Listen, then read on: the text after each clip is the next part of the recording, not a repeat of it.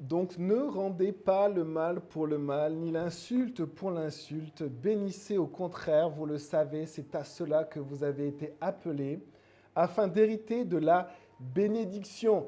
On a l'impression que l'apôtre ici se répète. Alors si vous suivez les enseignements de la chapelle, si vous loupez un enseignement, allez vraiment sur YouTube, on a les enseignements de l'Église, et puis vous pouvez, bienvenue, vous pouvez suivre ces enseignements-là et suivre l'enseignement d'un Pierre. Et nous avons donc l'apôtre qui rappelle, qui répète et qui se répète. Pourquoi? Parce qu'il avait déjà dit quasiment les mêmes mots, et vous l'avez en fait dans 1 Pierre 2, verset 18, il avait dit en fait aux serviteurs, donc vous lisez avec moi 1 Pierre 2, verset 18, on relit le passage. Serviteurs, soumettez-vous avec le plus grand respect à vos maîtres, non seulement à ceux qui font preuve de bonté et de douceur, mais aussi à ceux qui ont l'esprit pervers. Et il va donner l'exemple de Christ au verset 21. Il va dire, c'est à cela que vous avez été appelés, parce que Christ aussi a souffert pour nous, vous laissant un exemple. Et regardez au verset 23, lui qui insultait ne rendait pas l'insulte, maltraité ne faisait pas de menaces. Et du coup, c'est vraiment beau parce qu'en plus, il y a marqué à la fin du verset 24, c'est par ces blessures que vous avez été guéris. Et donc, insulter ne rendant pas l'insulte, eh bien ici, il y a marqué ne rendez pas insulte pour insulte. C'est vraiment les mêmes mots. Ensuite, l'apôtre nous dit ce matin, ne rendez pas le mal pour le mal. Et il est dit dans le passage parallèle qu'on vient de lire, hein, maltraité ne faisait pas de menaces. Donc, il ne rendait pas le mal pour le mal. Et donc, ce thème a déjà été enseigné pour les serviteurs qui avaient des maîtres au-dessus d'eux, parfois cruels. Ils avaient très peu de droits. Ils étaient soumis à des maîtres. Et l'apôtre enseigne d'être soumis à ces maîtres-là pour ressembler à Jésus. Pour ressembler à Jésus. Et ici, en fait, il dit la même chose, mais là, il parle à la communauté chrétienne, à l'Église, et il dit, hein, puisqu'on l'a vu, le verset 8, c'est vraiment la communauté, verset 9 du coup, ne rendez pas le mal pour le mal, ni l'insulte pour l'insulte. Et il, du coup, indique par là que ce qu'il a dit aux esclaves, en fait, il dit aussi à tous, une nouvelle attitude hein, du croyant, une attitude qui ressemble eh bien, à son maître. Et notre maître, c'est Jésus. Jésus, parce que Jésus ne rendait pas l'insulte pour l'insulte, et donc il nous appelle à ne pas rendre l'insulte pour l'insulte. Jésus qui maltraitait ne faisait pas de menaces, et il nous invite à faire la même chose. Et donc ça ne concerne pas que les serviteurs, ça concerne tous les croyants de l'Église de Jésus. Regardez après les mots qu'il indique, qu'il met. Il dit, l'apôtre, à l'Église, il parle à la communauté chrétienne, il dit « bénissez au contraire ». Bénissez au contraire, vous le savez, c'est à cela que vous avez été appelés afin d'hériter de la bénédiction. Ces passages sont très très forts et je les trouve vraiment magnifiques. Quand on enseigne la parole de Dieu ou quand on la lit ou quand on veut être enseigné par la parole de Dieu, ça ne veut pas dire qu'on vit ce qu'on lit, mais c'est Dieu qui nous parle. Et ça m'encourage parce que Dieu me parle, vous parle, il parle à l'Église, par la bouche de son apôtre, c'est le Saint-Esprit qui nous parle, c'est la parole de Dieu. Et une des caractéristiques des chrétiens et de l'Église, c'est, nous dit l'apôtre, de bénir. Donc, on vous fait du mal, ne rendez pas le mal. On vous insulte, ne rendez pas l'insulte. Et au contraire, faites du bien, bénissez. Et qu'est-ce que ça veut dire ce mot bénir? Eulogia en grec, logos c'est la parole, eulogia ça va être de donner une parole valorisante, mais c'est aussi, donc c'est à la fois du coup invoquer des bénédictions sur quelqu'un, bénir c'est dire du bien, dans le mot bénir il y a bien, mais c'est aussi bénir de manière concrète par les actions. Ce même mot-là est utilisé pour parler de la libéralité. La libéralité c'est quoi? C'est quand on donne à nos frères et sœurs, d'accord? On donne quelque chose. Et de nos biens, d'accord? Et on donne. Et c'est aussi le mot qui est utilisé, c'est le mot finalement bénir ou bénédiction. Et donc là, bénissez au contraire, ça veut dire que on est appelé à bénir à la fois par nos paroles.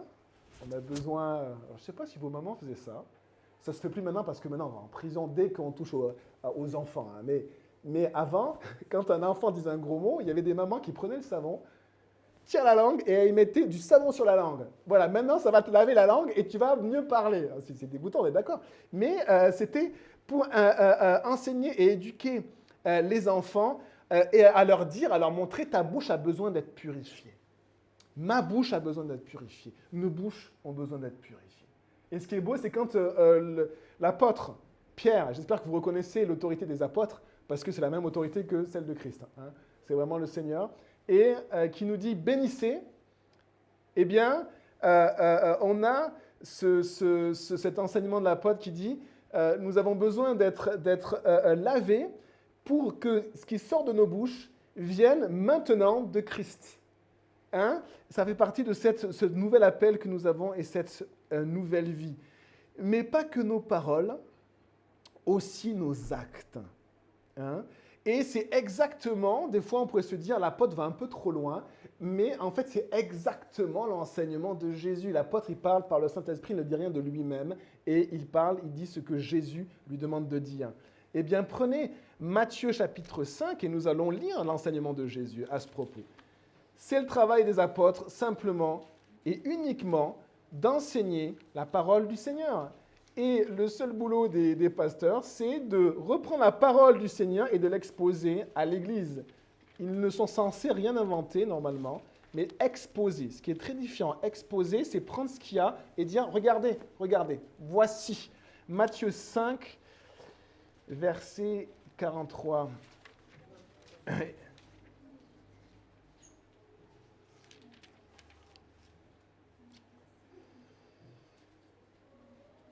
Matthieu 5, et on prie que le Seigneur appelle d'autres pasteurs pour s'occuper de son Église, parce que l'Église a aussi besoin de serviteurs humbles, censés être humbles et droits pour s'occuper du troupeau que le Seigneur leur met sous leur responsabilité. Matthieu 5, verset 43, regardez. Vous avez appris qu'il a été dit, c'est Jésus qui parle, tu aimeras ton prochain et tu haïras ton ennemi. Donc ça, c'est dans la logique de la loi de Moïse, c'est-à-dire c'est l'équilibre total, d'accord? C'est-à-dire que si tu me fais du mal, ben, il faut en fait, il faut remédier à cela pour remettre l'équilibre de la justice, et donc il va falloir que tu payes par rapport à ce que tu as fait pour équilibrer, c'est ça la justice, hein? Vous cassez le mur de votre voisin, vous repayez le mur de votre voisin. C'est pour ça qu'il avait été dit œil pour œil, dent pour dent. Ce n'est pas du tout une loi de vengeance, pas du tout, c'est une loi de justice. Quand il y a un meurtrier, avant on tuait le meurtrier, hein, ce qui n'était pas aberrant du tout, hein, parce qu'il avait tué, donc on lui prenait la vie. Et donc c'était la loi de justice, c'était l'équilibre. Et on le voit dans la loi de Moïse, hein, tu as tué le bœuf de ton voisin, ben, tu rachètes un bœuf. D'accord? Donc œil pour œil, dent pour dent. Et voici maintenant la loi de Jésus. Donc la loi de Moïse, c'est la loi de la justice, maintenant la loi de Jésus. Mais moi je vous dis, verset 44, aimez vos ennemis. Bénissez ceux qui vous maudissent, faites du bien à ceux qui vous haïssent, et priez pour ceux qui vous maltraitent et qui vous persécutent. Et regardez la raison qu'invoque le Seigneur, afin, verset 45, que vous soyez fils de votre Père qui est dans les cieux. Car il fait lever son soleil sur les méchants et sur les bons. Il fait pleuvoir sur les justes et sur les injustes. Quand on a une vie confortable, on lit ces passages, ça nous encourage. Quand on vit dans un pays où il y a des soulèvements, où il y a des bandes armées qui tuent nos propres voisins, c'est plus difficile. Quand on est dans un environnement où l'injustice grandit, en France l'injustice aussi grandit, hein, c'est plus difficile. C'est plus difficile. Et pourtant, les paroles du Seigneur sont les mêmes. Elles s'adressent à l'Empire romain d'alors, elles s'adressent au gouvernement français, au gouvernement d'Angola, de RDC, du Burundi et de chaque pays du Mexique. Oh, je vais citer, je crois, toutes vos nationalités. Et c'est la beauté de l'Église. Hein. La beauté de l'Église, c'est ce que Jésus construit. Et c'est la même parole, mais regardez ce qu'il invoque comme raison, afin que vous soyez fils de votre Père qui est dans les cieux. Ça veut dire qu'il nous demande de bénir en retour d'une injustice, parce que Dieu fait pareil. La raison, c'est Dieu. La raison, c'est la nature même de Dieu. Parce que Dieu bénit même les méchants. Parce que Dieu, quand on l'insulte, il bénit en retour. Avec une limite, effectivement, que lui-même a fixée. Et regardez ce qu'il donne comme développement par la suite. Il fait lever son soleil sur les méchants et sur les bons. Il y a des gens qui maudissent Dieu, qui lui crachent dessus. Et qu'est-ce que Dieu fait? Hier, il a fait lever son soleil sur tout le monde. Et tout le monde a eu une belle après-midi avec du soleil. Même pour ceux qui l'insultent. Parce que Dieu les bénit. Et ensuite, il est marqué aussi qu'il fait pleuvoir sur les justes et les injustes. La pluie, ce n'est pas une malédiction, hein. Les amis. La pluie, c'est une bénédiction, hein. S'il n'y a pas de pluie, rien ne pousse. Et si rien ne pousse, on meurt de faim. Donc la pluie, c'est aussi le fait de fertiliser la terre, de donner à la terre ce qu'il faut pour qu'elle produise. Et qu'est-ce que Dieu fait? Il donne la pluie aux bons et aux méchants. Et donc le Seigneur nous a enseigné dans Matthieu 5 de bénir même ceux qui nous maudissent. De faire du bien même à ceux qui nous haïssent et de prier même pour ceux qui nous maltraitent et qui nous persécutent. On a besoin vraiment de replonger nos regards dans la loi parfaite du Seigneur et de réaliser ce qu'il nous demande. Dans 1 Pierre, l'apôtre continue et il nous dit ceci. 1 Pierre 3, du coup. On est au verset 9. Donc bénissez au contraire, vous le savez, c'est à cela que vous avez été appelés. C'est à cela que vous avez été appelés. Dieu vous a appelés, en première chose, hein, c'est pour vous bénir. Il vous a appelé, vous avez entendu sa voix. Et c'est tout un chemin quand on entend la voix de Dieu. Et à un moment donné, vous avez accepté ce que Dieu vous avait fait comme cadeau et vous avez été bénis. Et sa bénédiction, elle est excessive en fait. On ne la mérite absolument pas. C'est une bénédiction imméritée. Dans la parole de Dieu, ce mot qui désigne quelque chose qu'on vous donne et que vous ne méritez absolument pas s'appelle la grâce. La grâce de Dieu. C'est la grâce de Dieu. Dieu nous donne et puis en plus, il met à disposition. C'est comme si vous savez un fleuve d'eau vive ou un lac d'eau qui donne la vie et il laisse l'accès à tout le monde. Hein, comme quand on est tous sur la plage, sur la côte atlantique, il y a du soleil pour tout le monde et autant pour tout le monde. Ce n'est pas parce qu'il y a plus de monde qu'il y a moins de soleil. On crame tous autant quand on est à la plage, mais ça veut dire qu'il y a la même quantité de soleil pour chacun et autant que l'on veut. Ça, c'est étonnant et la grâce, c'est ça. Il y en a autant que vous voulez et c'est accessible à chacun. Eh bien, Dieu nous a appelés à recevoir cette grâce, à vivre cette bénédiction, mais du coup, il nous a appelés à maintenant vivre selon la nature de notre Dieu. Et la nature de notre Dieu, c'est que nous avons un Dieu qui bénit. C'est notre nouveau maître. Nous appartenons à Dieu. J'espère que vous réalisez, quand vous avez donné votre vie à Christ, c'est que vous ne vous appartenez plus à vous-même. Avant, vous disiez, moi, je vais faire ceci, je vais faire cela. C'est ma vie, c'est moi, c'est moi. Maintenant, en fait, nous disons, Seigneur, qu'est-ce que tu veux que je fasse? Conduis-moi. Je pense aller là, mais si je me trompe, eh bien, dis-le-moi, parce que je t'appartiens. C'est toi qui me conduis, tu es mon maître, tu es mon Dieu. Et c'est comme ça que réagit le croyant, le chrétien, celui qui appartient à Jésus, qui appartient à Dieu par Jésus. Et cet appel, c'est un appel de Dieu, eh bien, à recevoir la bénédiction, mais du coup à bénir. On est appelé à bénir parce qu'on a été béni. Et il va même plus loin, l'apôtre, dans ce thème de la bénédiction, et il dit, vous avez été appelés afin d'hériter de la bénédiction. C'est comme s'il parle d'une identité. C'est-à-dire que maintenant, votre identité, c'est l'identité de la bénédiction. C'est l'atmosphère du salut. Pour qu'une personne se tourne vers Christ, vous aurez beau lui taper dessus en lui disant « t'es coupable, ça ne va pas forcément bien marcher. Mais si en fait vous lui montrez l'amour de Dieu et vous la bénissez et vous lui montrez que Dieu veut le pardonner pour ses péchés, eh bien ça devient l'atmosphère de la grâce, l'atmosphère du salut. Et c'est comme ça que Dieu agit autour de nous. Il agit en bénissant pour attirer à lui, pour montrer son amour. Hein? Et il veut pardonner. Nous sommes appelés à bénir, ça fait partie de notre appel chrétien, notre nouvelle identité. Et dans notre appel, il y a l'héritage de la bénédiction. Ça veut dire que ce que nous avons reçu, c'est déjà trop, ça déborde déjà.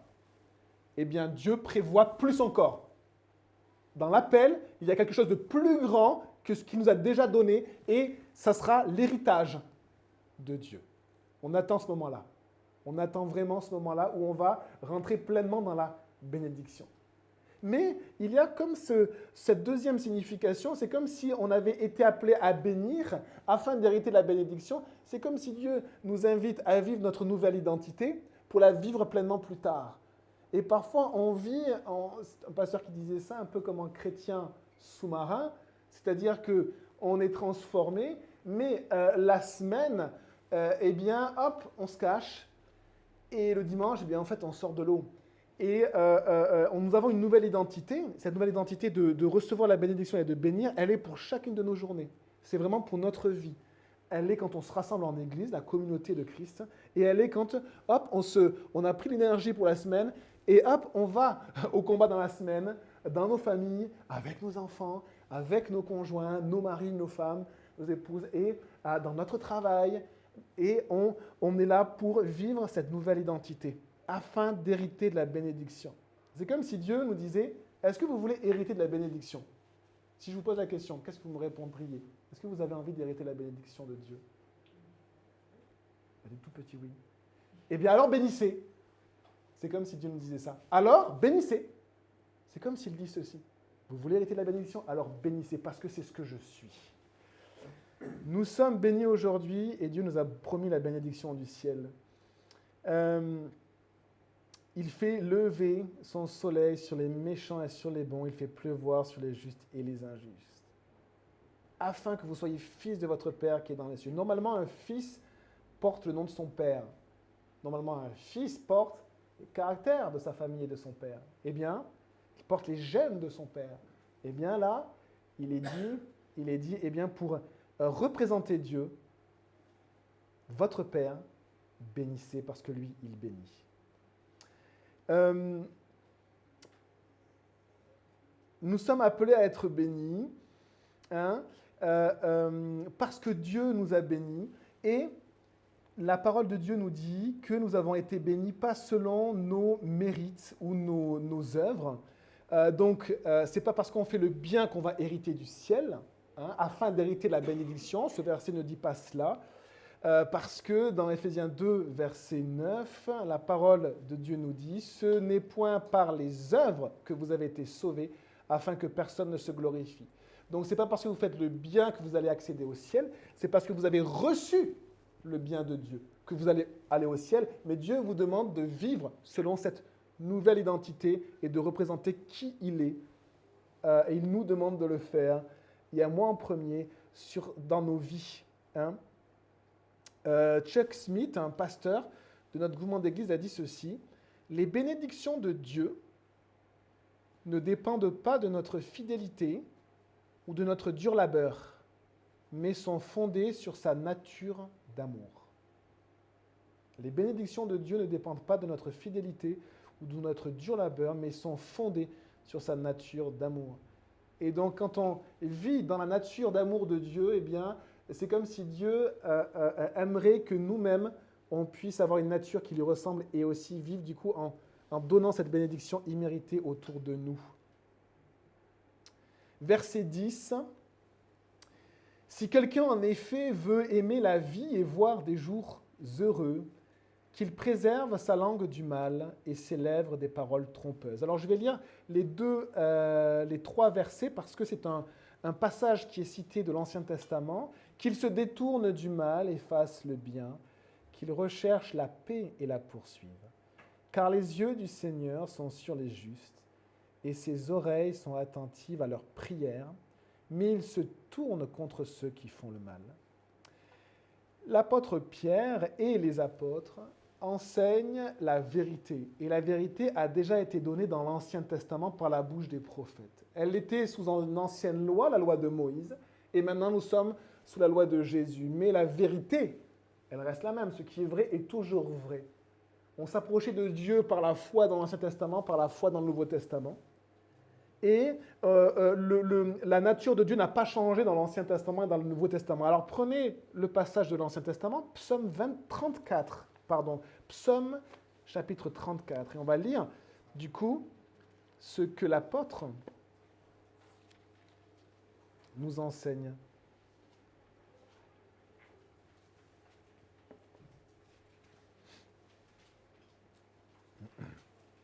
Et prenez chapitre 34 et au verset 12.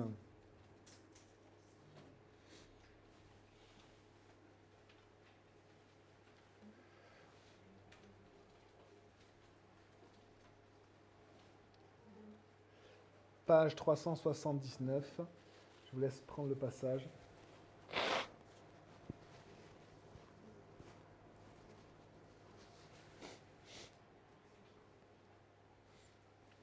Verset 12, venez mes fils, écoutez-moi, je vous enseignerai la crainte de l'Éternel. Verset 13, qui donc aime la vie et désire voir des jours heureux? Alors préserve ta langue du mal et tes lèvres des paroles trompeuses. Détourne-toi du mal et fais le bien. Recherche la paix et poursuis-la. Les yeux de l'Éternel sont sur les justes et ses oreilles sont attentives à leurs cris. Mais il se tourne contre ceux qui font le mal. Et après, c'est la citation du coup de l'apôtre Pierre, et on continue pour avoir le texte entier, pour effacer leurs souvenirs de la terre. Quand les justes crient, verset 18, l'Éternel entend, et il les délivre de toute leur détresse. L'Éternel est près de ceux qui ont le cœur brisé, et il sauve ceux dont l'esprit est abattu.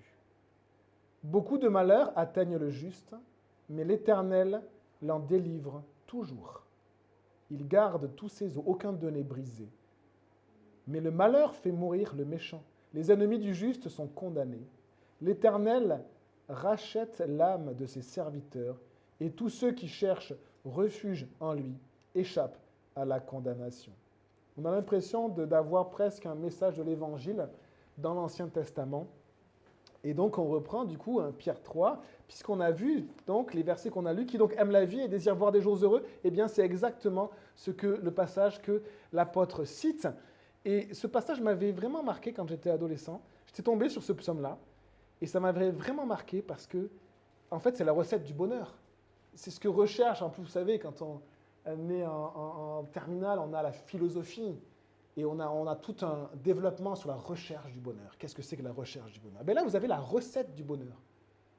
Ce qui est marrant avec la philosophie, c'est que les philosophes aiment parler, mais ils n'aiment pas les réponses. Et ils aiment parler, vous savez, moi j'ai l'impression que leurs pensées sont toujours nouvelles, on a l'impression, mais elles tournent en rond. Je ne sais pas si vous savez ce que c'est qu'un tore, c'est comme en fait une bouée.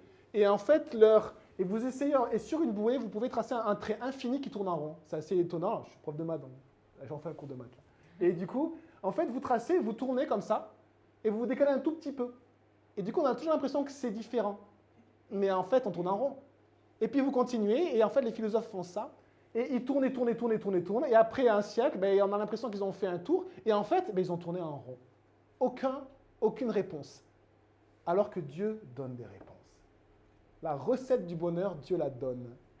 La recette du bonheur, Dieu la donne. Et regardez, si quelqu'un veut aimer la vie et voir des jours heureux, la recette de la vraie vie, la recette du bonheur, c'est vraiment incroyable, ça m'a vraiment marqué. Parce que c'est comme si, à l'école et dans le monde, on a un certain discours et la parole de Dieu donne une réponse. C'est vraiment ça. Vous avez plein de questions et vous avez les réponses. Lisez la parole de Dieu. Il y a les réponses dans la parole de Dieu. Elles sont extraordinaires. Et alors, cette recette, en plus, il la répète dans l'Ancien Testament et dans le Nouveau Testament. Ça veut dire que c'est une recette du bonheur qui n'a pas changé à travers le temps. Si quelqu'un veut aimer la vie, si tu veux aimer la vie, c'est un peu comme si tu veux profiter de la vraie vie. On nous dit, profite de la vie. Et après, les gens, ils essaient de profiter de la vie selon les critères qu'on leur donne, ils sont complètement détruits, et après, ils sont dépressifs, ils prennent des cachets. C'est un petit peu ce que font les gens aujourd'hui. Et profiter de la vie, c'est plutôt expérimenter ce qu'est la vraie vie. Il y a même marqué aimer la vie. Il y a tellement de gens qui sont déçus par la vie. Tellement de gens qui sont déçus. Et à la fin de votre vie, sachez qu'en tant que chrétien, vous pourrez remercier Dieu en disant que votre vie n'a pas été un gâchis. Pourquoi? Parce qu'elle a été en Dieu et que Dieu vous a appelé et vous pouvez avoir cette reconnaissance. Genre, moi, je prie pour ça même pour ma propre vie. On a tous des regrets. Et si j'avais fait ça? Et regardez, là, j'ai péché. Et là, j'ai fait ça. Et là, j'ai fait ça. Mais en Dieu, Dieu peut changer ces regrets-là en un sentiment de reconnaissance et de gratitude où on remercie Dieu pour la vie qu'il nous a donnée. On remercie Dieu pour ce qu'il nous a donné. Si tu veux aimer la vie, vivre la vraie vie, la recette du bonheur, ne pas avoir de regrets. C'est le terme en plus aimer, c'est le terme agapé, vous savez, qui dépasse les circonstances et qui dépasse les amitiés, qui dépasse les circonstances et qui dépasse les amitiés. C'est-à-dire avoir une vie, même si vos amis s'en vont, même si vous avez des circonstances difficiles et des épreuves, à la fin de votre vie, vous pourrez quand même remercier Dieu pour votre vie et être heureux de la vie qu'il vous a donnée. Je trouve ça d'une puissance extraordinaire. On va appeler tous les philosophes pour leur dire, il y a la réponse. Non, non, non, non, non. C'est plus compliqué que ça. Non, c'est là. Si quelqu'un veut aimer la vie et voir des jours heureux, c'est comme si on demandait à quelqu'un, est-ce que tu veux être heureux? Oui, ben oui, oui, oui, je veux être heureux. Vivre une vie heureuse. Imaginez si, à la fin de votre vie, vous dites simplement à Dieu, Seigneur, j'ai aimé la vie que tu m'as donnée sur la terre. Il y a une caractéristique des hommes de Dieu dans l'Ancien Testament et des femmes de Dieu. Il est marqué pour certains d'entre eux, et il mourut rassasié de jours. Rassasié de la vie que Dieu lui avait donnée. Et c'est vraiment très très beau et très profond de voir qu'on peut avoir une vie réussie. Ça ne veut pas dire qu'on n'aura pas d'épreuves. Ça ne veut pas dire qu'on va garder nos amis. Mais ça veut dire avoir une vie réussie.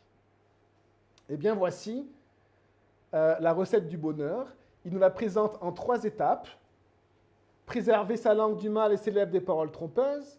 Se détourner du mal et faire le bien. Rechercher la paix et la poursuivre. Eh bien, on va essayer de passer au travers de ces 3 étapes. Je vous donne, c'est pas moi, j'ai rien écrit. Je vous donne la recette du bonheur. Je ne vous vends rien. Elle est là. C'est Dieu qui vous la donne. Je l'expose. On y va ensemble. Première étape pour la recette du bonheur, qu'il préserve sa langue du mal et ses lèvres des paroles trompeuses. Je vais appeler les philosophes pour leur dire ça.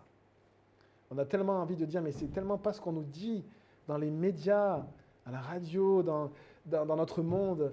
Trompeur, c'est l'habileté, l'astuce à la tromperie. Ce qui trompe, c'est ce qui est contraire du coup à la vérité. Quand vous trompez quelqu'un, eh bien vous voilez la vérité, vous le faites croire que. Vous le faites croire qu'il est votre ami.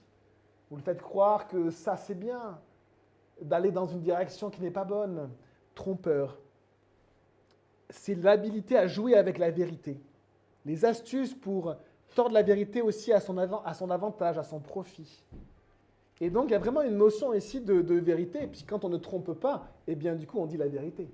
Quand on ne dit pas la vérité, eh bien soit on ment. Et là c'est plus insidieux que mentir, c'est tromper. Ça veut dire qu'on vous fait croire que c'est la vérité.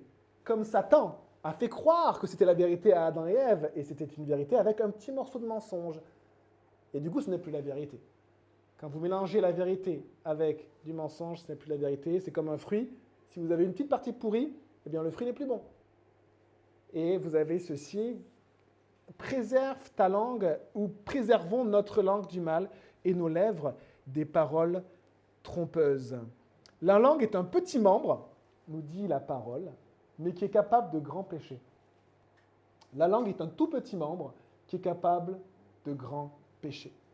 On maudit beaucoup plus quand on ne frappe son voisin. Je ne sais pas si vous avez remarqué. On frappe beaucoup plus avec notre langue qu'avec nos bras ou nos jambes. Et la parole de Dieu le sait très bien. Et d'ailleurs, il y a un lien entre la langue et le cœur. C'est comme s'il y a un lien de connexion entre l'identité de la personne, son cœur et sa langue. À la fois, la parole de Dieu nous dit que de l'abondance du cœur, la bouche parle. Pour ce qui est du bon trésor ou du mauvais trésor, nous dit Jésus dans Luc 6. Et donc parfois, quand on maudit, c'est parce que dans l'intérieur, on a quelque chose de mauvais qui sort. Mais à la fois, ce qui est assez étonnant, c'est que la langue, on a l'impression que c'est comme un membre indépendant qui peut nous plonger tout entier dans le mal. Donc à la fois, le mal vient du cœur et sort par la bouche. À la fois, le mal vient de la bouche et rentre dans mon cœur. C'est très étonnant. Les deux sont enseignés dans la parole de Dieu. Dans Jacques 3, vous pouvez le prendre. Jacques, il Il est dur des fois, Jacques. C'est l'apôtre du Seigneur et il ne mâche pas ses mots. Vraiment, Jacques, il y va franco et il dit à chacun la vérité. Il va avoir un petit cœur de prophète. Et il dit vraiment, et aux riches, il leur parle. À vous maintenant, riches, il parle comme ça. Il parle à tout le monde. Il dit, oula, je vais sortir de l'église. Cet enseignement ne m'intéresse plus. Jacques 3, verset 5. Donc c'est à la page 797.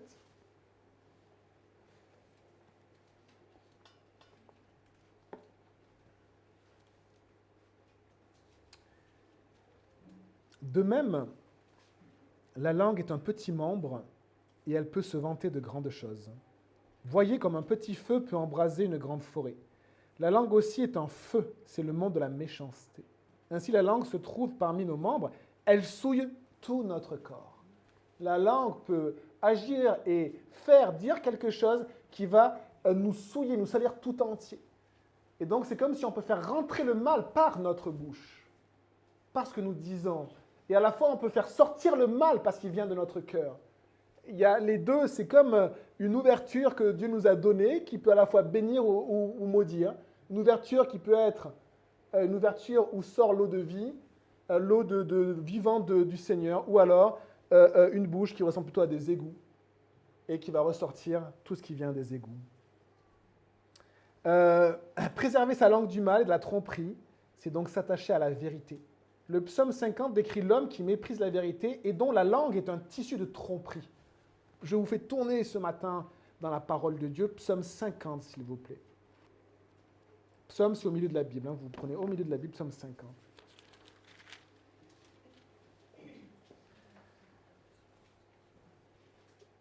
Et on va voir à quoi est liée, du coup, la langue trompeuse que je peux avoir, que vous pouvez avoir. Et le Seigneur nous dit,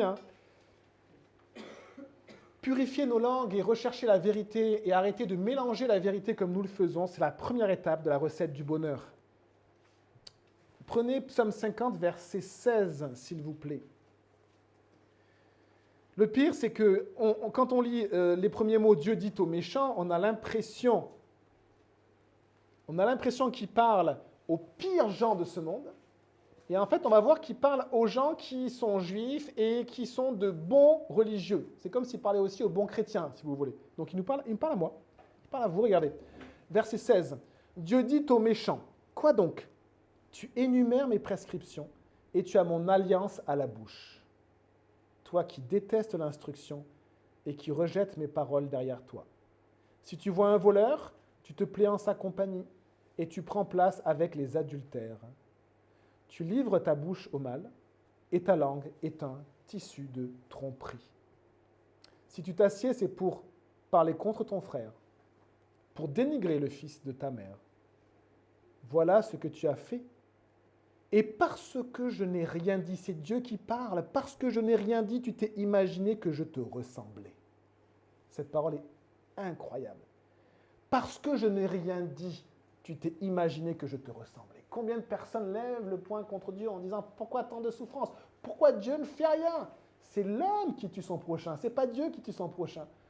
C'est l'homme qui a famine des fois des continents entiers. Ce n'est pas Dieu qui a famine des continents entiers. C'est l'homme qui largue les bombes, ce n'est pas Dieu qui largue les bombes. Et parce que Dieu laisse faire l'homme qui est libre, eh bien l'homme pense que Dieu lui ressemble dans des caractères qui sont injustes.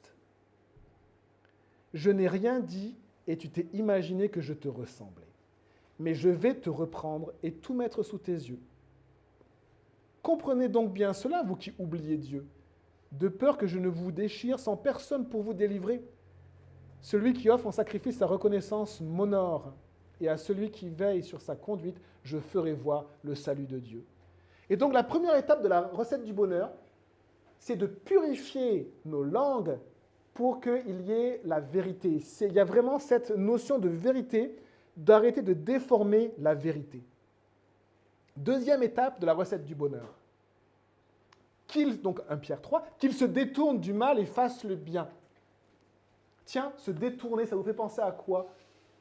Se détourner, vous êtes dans une direction, et puis vous vous détournez cette direction, mais pas que. et après vous allez dans une autre direction. Je me détourne du mal et je vais vers le bien. Quand vous faites un demi-tour, la conversion, il y a une dynamique ici, et la dynamique qui est enseignée dans l'Ancien Testament et dans le Nouveau Testament, c'est la dynamique de la repentance.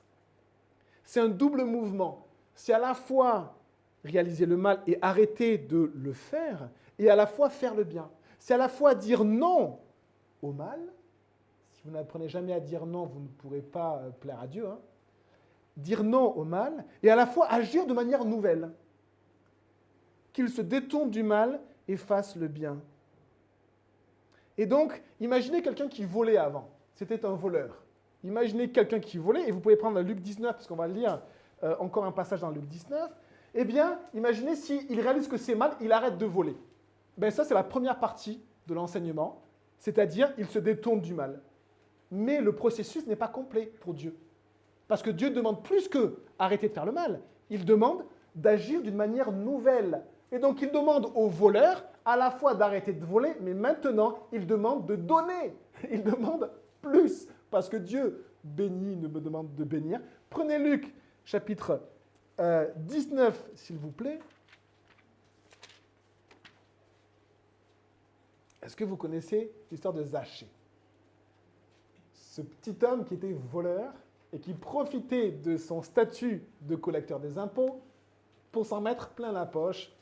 Il était détesté par toutes les personnes de son village. Il s'en fichait, il était riche. Mais il va rencontrer Jésus. Il va entendre parler de lui. Et il va réaliser que ce qu'il fait et ce qu'il faisait, sa manière de vivre était mauvaise. Et donc il va arrêter de faire ce qu'il faisait, mais pas simplement cela. Ça ne suffit pas, les amis, d'arrêter de faire le mal. Dieu vous demande de faire le bien. D'agir dans le bien. Ce n'est pas juste une action passive, c'est-à-dire j'arrête. Non, c'est aussi une action active. Je fais. J'arrête de faire le mal et je fais ce qui est bien. Parce que c'est ce que Dieu fait pour nous. Il nous bénit, il nous demande de bénir. Luc 19, verset 2. Or, un homme riche appelé Zachée, chef des collecteurs d'impôts, cherchait à voir qui était Jésus, mais il n'y parvenait pas à cause de la foule, car il était de petite taille. Il courut en avant et monta sur un sycomore pour voir Jésus, parce qu'il devait passer par là. Lorsque Jésus fut arrivé à cet endroit, il leva les yeux, le vit et lui dit « Zachée, dépêche-toi de descendre, car il faut que je m'arrête aujourd'hui chez toi. » Zachée s'empressa de descendre et l'accueillit avec joie. On a un homme dont le vol était sa manière de vivre et sa manière d'avoir de belles ressources. Et cet homme-là va quand même être touché par Jésus. Quand nous voyons des gens qui sont dans le péché, le Seigneur nous demande de ne pas les juger, mais il nous dit que Dieu veut les pardonner. Il est touché par Jésus, mais ça ne s'arrête pas là, on voit la suite. En voyant cela, tous murmuraient. Ben forcément, qu'est-ce que Jésus, le grand prophète et le grand rabbi, va faire chez Zachée, le voleur? Il est allé loger chez un homme pécheur. Verset 8, mais Zachée, se tenant devant le Seigneur, lui dit « Seigneur, vous pouvez fermer la porte s'il vous plaît, Seigneur, je donne aux pauvres la moitié de mes biens, et si j'ai causé du tort à quelqu'un, je lui rends le quadruple. » Qu'est-ce qui s'est passé dans la vie de Zachée? Il a arrêté de voler et maintenant, il donne beaucoup plus que les autres. Et là, vous voyez que ça, c'est la dynamique de la repentance. Quand quelqu'un fait ça, ce n'est pas juste quelqu'un qui devient un bon religieux avec un beau masque. C'est quelqu'un qui a été transformé de l'intérieur parce qu'il a pris la décision d'arrêter de déformer la vérité, la langue trompeuse, de se préserver du mal et d'arrêter de faire le mal et de choisir le bien. Et là, on voit ça, et qu'est-ce que Jésus va dire? Regardez. Alors Jésus dit à son propos, verset 9, « Le salut est entré aujourd'hui dans cette maison. » Le salut est entré aujourd'hui dans cette maison. Et donc, on a ici cet exemple de Zachée qui illustre bien ce deuxième point de la recette du bonheur, qu'il se détourne du mal et fasse le bien. La dynamique de la repentance. Et troisièmement, qu'il recherche la paix et la poursuive. On a donc être attaché à la vérité, c'est-à-dire purifier notre langue trompeuse. vivent la dynamique de la repentance. Et on a troisième partie, qu'ils recherchent la paix et la poursuivent. Et là, c'est comme si j'avais envie de mettre comme un résumé de cette paraphrase en mettant juste « demeurer en Dieu ». Pourquoi? J'ai demandé à ChatGPT qui cherche la paix dans le monde. Il est très intéressant, ChatGPT. Et c'est juste de l'IA, de l'intelligence artificielle. Et donc, il m'a cité les mouvements, les ONG, l'ONU, les Nations Unies, qui veulent du coup instaurer la paix. Et Amnesty International, qui est athée, on ne peut plus athée d'ailleurs, qui a mis comme chant de son mouvement ce chant des Beatles, hein, où il rêve d'un monde sans religion et sans Dieu, parce que c'est comme ça qu'on va avoir la paix. Médecins sans frontières, également, il m'a cité ça. Et après, il dit qu'il y a plein d'initiatives, effectivement, pour avoir la paix. Et si ChatGPT, il est marrant parce que lui, il prend juste il regarde juste en fait les données. Et ChatGPT, qui est juste une machine, dit « Mais paradoxalement, tout le monde dit vouloir la paix, tandis que les actions humaines créent souvent la guerre. » C'est intéressant quand même. C'est très intéressant. Alors il rajoute par peur, par avidité, par incompréhension. Ça regarde ChatGPT. Mais en fait, c'est juste parce que le cœur de l'homme est mauvais. C'est intéressant. L'homme recherche la paix, mais il fait la guerre. C'est pas que depuis maintenant qu'on recherche la paix. Après la Seconde Guerre mondiale, la guerre qui a fait le plus de morts et qui a tué le plus de civils. Des dizaines de millions de personnes ont péri pendant la Seconde Guerre mondiale. Après, on a organisé, on est venu avec les puissants pour organiser ensemble la paix. Et c'est pour ça qu'en Europe, nous vivons dans la paix depuis 1945. On a juste exporté la guerre dans d'autres pays, mais en Europe, il y a eu la paix. C'est le siècle, ce siècle-là, hein, après 1945 jusqu'à 2000, c'est le siècle des génocides, les amis. Alors que l'homme veut faire la paix, c'est le siècle où vous avez eu les pires génocides sur toute la surface du globe.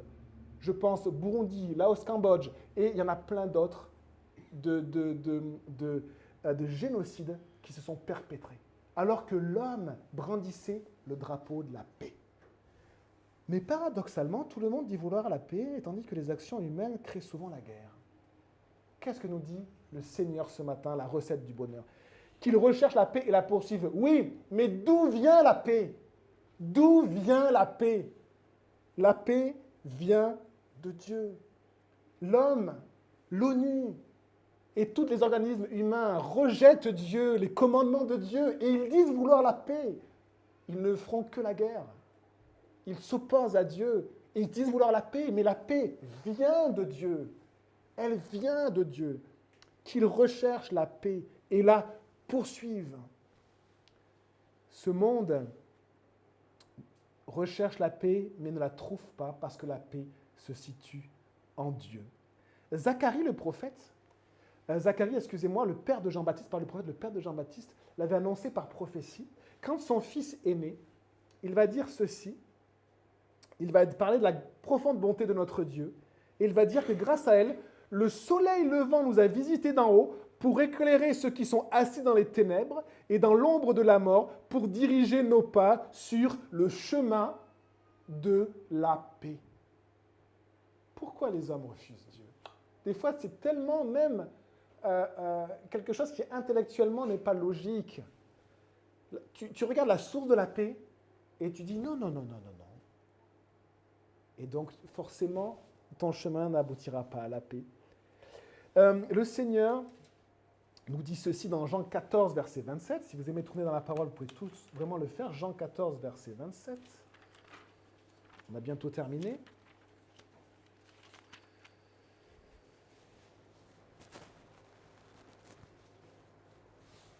Jean 14, verset 27.